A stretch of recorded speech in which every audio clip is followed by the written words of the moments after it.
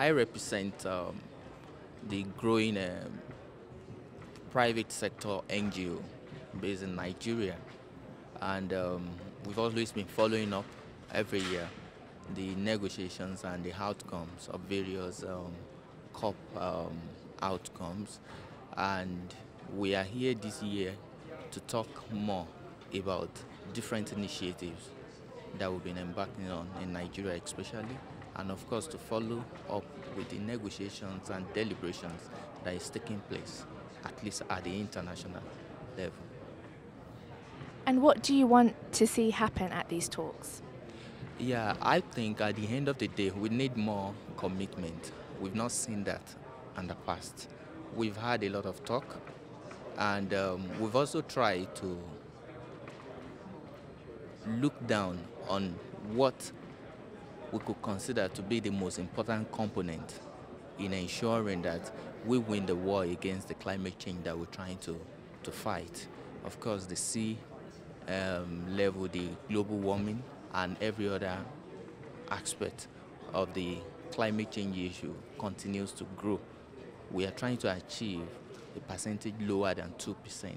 And for us to achieve this, I think our leaders need to show more commitment as to their commitment that they've said. It's not just talk as usual. We need to go beyond that. And most importantly, within this COP, during these 2 weeks, we need to also talk about the role of private sector, businesses, the part and the role they have to play in ensuring that we work together to win this battle. Tell me more about the World Bank's recent initiative on pricing carbon. Yeah, the placing price on carbon is a new action. Of course, it was launched during the September 25th event in New York. And what we're trying to look at is we cannot continue to go together without working together. And the price of carbon is an initiative that targets every country rather than the first initiative whereby we only look at punishing the polluters and giving so much incentives to those people that are not probably polluting today. But as you can see, the world is fast evolving and expanding, and we're having those low carbon economy systems like developing nations that resources was being channeled to. They are fast and rapidly expanding today, and they are as well growing in the same trend. So it is no more sustainable, and for us to move forward, we need to change the plan. And one thing that we should understand is that we cannot regulate innovation.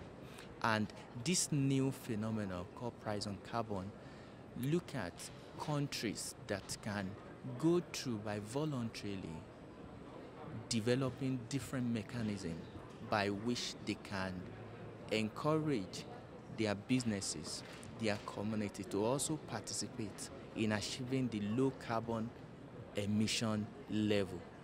Also, companies, over 700 companies around the world today, have also joined in this same initiative by setting some ambitious targets and goals for themselves. We call it internal shadow pricing, whereby my organization will decide to put just $2 on every ton of carbon that we actually emit within our organization.